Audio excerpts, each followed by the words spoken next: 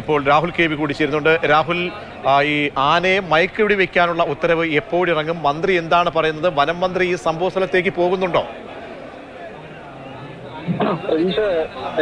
ആനയെ മയക്കുവെടി വെക്കുക എന്നൊരു തീരുമാനത്തിലേക്ക് തന്നെ വനം വകുപ്പ് എത്തിയിരിക്കുകയാണ്. കാരണം മറ്റു മാർഗങ്ങളിലില്ല, ആനയെ ജനവാസ മേഖലയിൽ നിന്ന് തുരത്താൻ മാർഗങ്ങളില്ല എന്നൊരു വിലയിരുത്തലിലേക്ക് വനം വകുപ്പ് എത്തിയിട്ടുണ്ട്. അതിന്റെ അടിസ്ഥാനത്തിലാണ് മയക്കുവെടി വെക്കുക എന്ന തീരുമാനത്തിലേക്ക് വരുന്നത്. 1.5 മണിക്കൂറിനുള്ളിൽ 1.25 മണിക്കൂറിനുള്ളിൽ ഇത് സംബന്ധിച്ച് ഉത്തരവിറങ്ങുമെന്നാണ് വനം മന്ത്രി തന്നെ വ്യക്തമാക്കിയിട്ടുള്ളത്.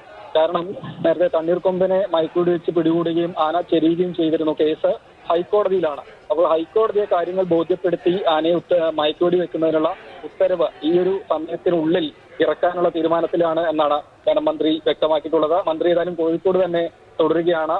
മന്ത്രി ആ മേഖലയിലേക്ക് എത്തണമെന്നൊരു ആവശ്യം പ്രതിഷേധിക്കുന്ന ജനങ്ങൾ ഉന്നയിക്കുന്നുണ്ട്. പക്ഷെ നിലവിൽ മന്ത്രി അങ്ങോട്ടേക്ക് പോകുന്നില്ല എന്നാണ് അറിയിച്ചിട്ടുള്ളത്.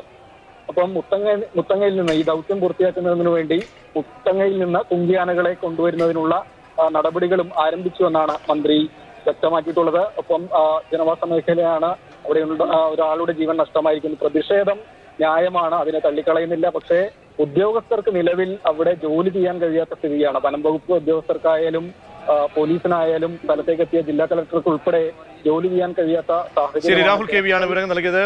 കൊലയാളി ആനയെ മയക്കുവെടി വയ്ക്കാൻ അല്പസമയത്തിനകം ഉത്തരവ് ഇറക്കുമെന്നാണ് മന്ത്രി അറിയിച്ചത്.